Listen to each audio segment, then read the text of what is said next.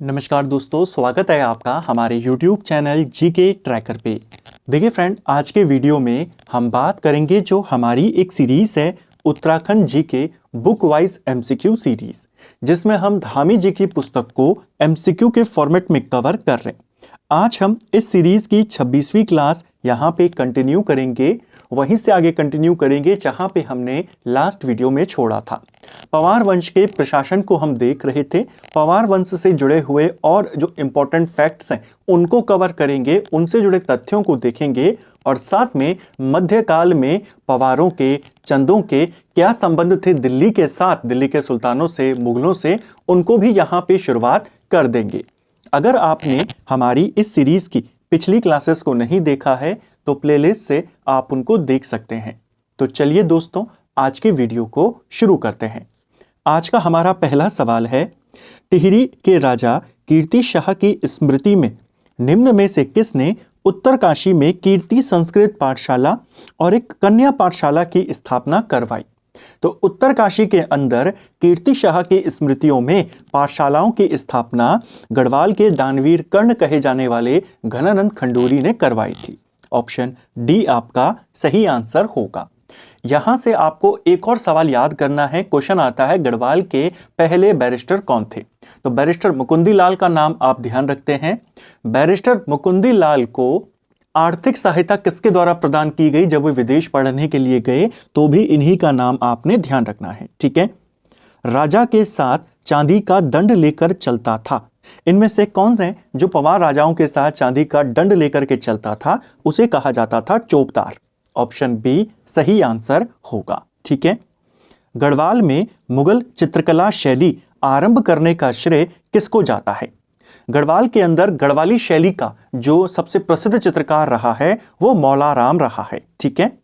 आपसे पूछा गया है मुगल चित्रकला को गढ़वाल में शुरू किसने के द्वारा किया गया? ये किया था श्यामदास ने। ऑप्शन बी सही आंसर होगा। टिहरी के राजाओं ने, जो पवार राजा थे, इन्होंने कई सारे विद्वानों को अपने दरबार में रखा था। खासकर जब 1658 में जो सुलेमान शिकोह था, दारा शिकोह का पुत्र, वो गढ़वाल में आता है, पृथ्वीपति शाह उनको शरण देते हैं। उसके साथ साथ दो फेमस चित्रकार दिल्ली से यहाँ पे आए थे, एक था श्यामदास और एक इसका पुत्र हरदास, जिसे के हरदास भी लिखा गया है, ठीक है। इन्हीं दोनों के द्वारा गढ़वाल के अंदर मुगल चित्रकला शैली शुरू होती है और बाद में गढ़वाली चित्र शैली इसके मिश्रण से बनती है और उसका सबसे फेमस जो चित्रकार था वह मौला राम था, इन्हीं लोगों का वंशज था, ठीक है। निम्न में से किस लेखक ने सुदर्शन शाह को दाता ज्ञाता सूरमा शशि मर्द उदार कहा है? तो सुदर्शन शाह को यह जो नाम है या इस नामों से संबोधित किसने किया है, या सुदर्शन शाह के लिए ये पंक्तियां किसने कही हैं? ये कही हैं अजब राम ने। ऑप्शन ए सही आंसर होगा। जो अजब राम था ये भी मौला राम का पुत्र था। मौला राम के दो इंपॉर्टेंट बेटे थे, एक था अजब राम, दूसरा था ज्वाला राम, ठीक है। अजब राम के द्वारा सुदर्शन शाह के लिए ये पंक्तियां कही गई। इंपॉर्टेंट है, ध्यान रखेंगे। सुदर्शन शाह को कलाविदों का शिरोमणि भी कहा जाता है। वो किसने कहा था? जो ब्रिटिश पर्यटक था मूरक्राफ्ट, उसने कहा था। इसके अलावा सुदर्शन शाह के लिए सूरत कवि भी कहा गया है। ये किसने कहा है? सूरत कवि सुदर्शन शाह ने स्वयं को कहा है। जो उनकी रचना है सभासार, 7 खंडों में उन्होंने लिखा है। किस नाम से? सूरत कवि के नाम से, ठीक है। अगला, निम्न में से किसे गढ़वाल का अंग्रेज राजा भी कहते थे? गढ़वाल का अंग्रेज राजा ये कहा जाता था विल्सन को। ऑप्शन ए सही आंसर होगा। फेडरिक विल्सन इसका पूरा नाम था। ये एक ब्रिटिश अधिकारी था। अफगान युद्ध जब हुआ, पहला अफगान युद्ध, उसके बाद ये गढ़वाल में आकर, हर्षिल में आकर रहने लगा था। यहीं पर ये किसी स्थानीय महिला से विवाह भी करता है, यहीं पर ये सेब के बागान भी स्थापित करता है और यहीं पर वनों को ठेके पर भी ये लेता है, ठीक है। निम्न कथनों पर विचार करें और सही कथन को चुनें। सुदर्शन शाह के समय विल्सन ने वनों का ठेका लिया जो 4000 रुपए वार्षिक पर निर्धारित था। यह आपका बिल्कुल सही है।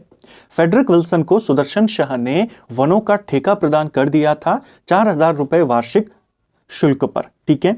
इसने काफी ज्यादा कमाई यहां से करी। उसी दौर में रेलवे का विकास भी भारत में शुरू हो चुका था। इसके द्वारा पेड़ों को यहां पे काटा जाता, पेड़ों की ढुलाई के लिए इसने जल मार्ग को अपनाने का काम शुरू किया। यह एक ब्रिटिश अधिकारी था जो पहले अफगान युद्ध जो 1839 से 42 के दौरान चला, इसके बाद 1845 में गढ़वाल में आकर बस गया था। यह भी आपका बिल्कुल सही है। यहां पे आके भागीरथी घाटी में जो हड़सिल है आपका, वहां पे आके ये रहने लगा था। कहा जाता है यहीं पर इसने संग्रामी नाम की किसी महिला के साथ विवाह कर लिया था। इसकी पत्नी को गुलाबी विल्सन कहा जाता था, इसको पहाड़ी विल्सन कहा जाता था। ठीक है, इसे द राजा ऑफ हर्सिल यानी किंग ऑफ हर्सिल के नाम से भी जाना जाता है। यह भी आपका बिल्कुल सही हो जाएगा। ठीक है, एक और चीज ध्यान रखना, जो मसूरी के अंदर लबसना है लाल बहादुर शास्त्री प्रशासनिक अकादमी, माना जाता है कि वो जो भवन था पहले वो इसी के बेटे चार्ल्स के द्वारा बनाया गया था, जिसे चार्ल्स विले कहा जाता था। बाद में वहां पर प्रशासनिक अकादमी स्थापित हुई। ठीक है, तो यहां पे पूछा है कौन सा सही है, तीनों के तीनों कथन आपके सही हो जाएंगे, यानी ऑप्शन डी इसका सही आंसर होगा सभी। यहां पे थोड़ा सा करेक्शन करना, सभी सही है। ठीक है, अगला, किसके द्वारा किए गए दान से 1803 में आए विनाशकारी भूकंप से क्षतिग्रस्त रघुनाथ मंदिर का कालांतर में जीर्णोद्धार हुआ था। 1803 में जब गढ़वाल के अंदर विनाशकारी भूकंप आता है, जिसमें गढ़वाल के राजा का महल भी ध्वस्त हो गया था, जो रघुनाथ मंदिर है इसे भी काफी ज्यादा क्षति यहां पे पहुंची थी। इस मंदिर का जीर्णोद्धार किसके द्वारा करवाया गया, ये करवाया था दौलत राव सिंधिया ने। ऑप्शन ए सही आंसर हो जाएगा। दौलत राव सिंधिया के द्वारा इसका फिर जीर्णोद्धार का काम करवाया गया।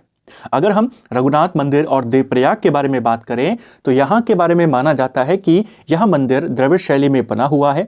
देवप्रयाग में भगवान राम ने अंतिम समय में यहां पे अपनी तपस्या करी थी।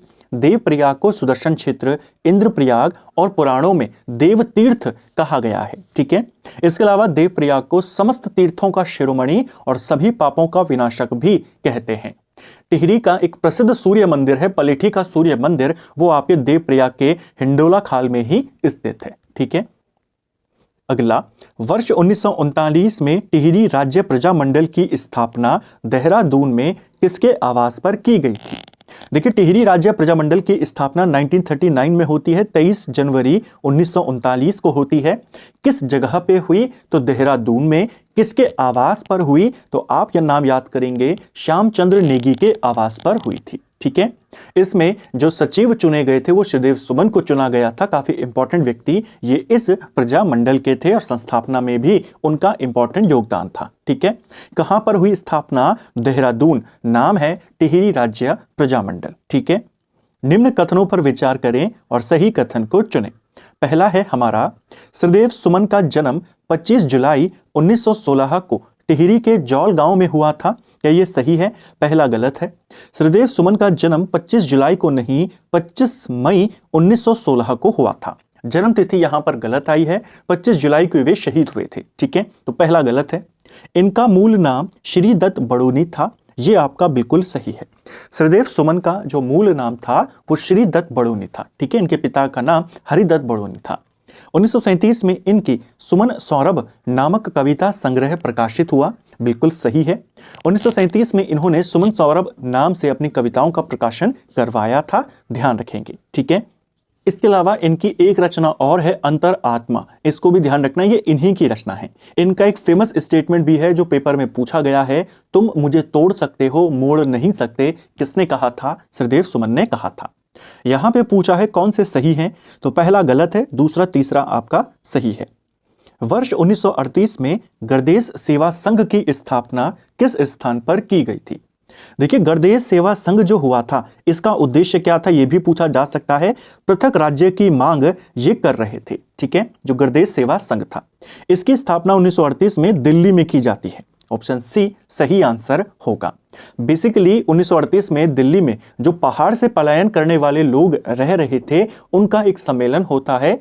उस सम्मेलन में ही इस संघ की स्थापना की जाती है, जिसके संस्थापकों में इंपॉर्टेंट रोल किसका था? श्रीदेव सुमन का था। बाद में इसका नाम बदल दिया जाता है, गणदेश सेवा संघ की जगह पर हिमालय सेवा संघ इसका नाम हो जाता है। ठीक है, श्रीदेव सुमन ने अपना ऐतिहासिक आमरण अनशन किस तिथि से शुरू किया था? देखिए, श्रीदेव सुमन का जो ऐतिहासिक अनशन था 84 दिनों का यहां उनका आमरण अनशन चला। यह इन्होंने 3 मई 1944 को प्रारंभ किया था ऑप्शन सी सही आंसर होगा। और 84 दिनों की भूख हड़ताल के बाद 25 जुलाई 1944 को वे शहीद हो जाते हैं। ठीक है, सृदेव सुमन के आमरण अनशन को ऐतिहासिक अनशन की संज्ञा किसने दी? तो शेखर पाठक का नाम आपने ध्यान रखना है, उन्होंने ही इनके अनशन को ऐतिहासिक अनशन कहा था। किस तिथि से यह शुरू हुआ? यह 3 मई 1944 को शुरू हुआ था। ठीक है, युवा सुमन उन फूलों में से हैं जो बिना खिले मुरझा जाने के लिए पैदा होते हैं लेकिन अपने पीछे अपनी सुगंध छोड़ जाते हैं। यह कथन किसका है? सृदेव सुमन की मृत्यु के बारे में बाद में उनके संदर्भ में यह कथन कहा था पट्टाभी सीतारामैया ने। ऑप्शन बी सही आंसर होगा।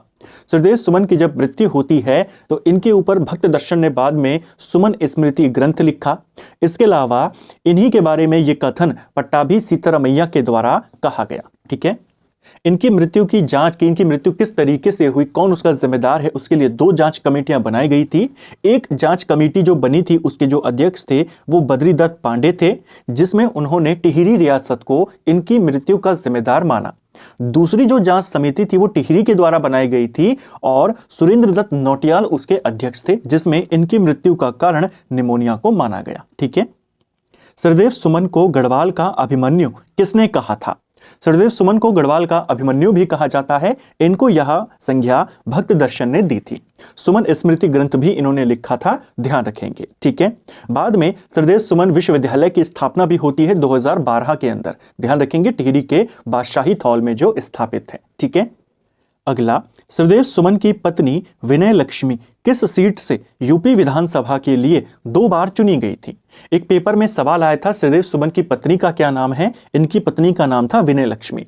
सृदेव सुमन की पत्नी 2 बार विधायक रही, एक बार 1957 में चुनकर आई, दूसरी बार 1962 में ये चुनकर आई। ठीक है, यूपी विधानसभा में गढ़वाल का प्रतिनिधित्व करने वाली 2 बार करने वाली ये अकेली महिला है। ठीक है, 1957 में चुनी, फिर 1962 में चुनी। दोनों बार ये देवप्रयाग विधानसभा सीट से चुनी गई थी। ऑप्शन बी सही आंसर होगा।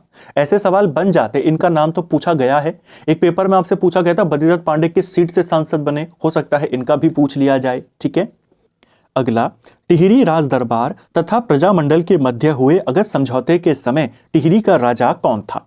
टिहरी और प्रजामंडल के मध्य में एक समझौता होता है 29 अगस्त 1946 को, इसी को कहा जाता है अगस्त समझौता। इसके माध्यम से प्रजामंडल को, जिसे टिहरी के अंदर प्रतिबंधित किया गया था, इसको मान्यता टिहरी रियासत दे देती है। यह समझौता नरेंद्र शाह के काल में हुआ था। ऑप्शन ए सही आंसर हो जाएगा। ठीक है, यानी टिहरी प्रजामंडल को रियासत के भीतर मान्यता यहां पर मिल गई थी।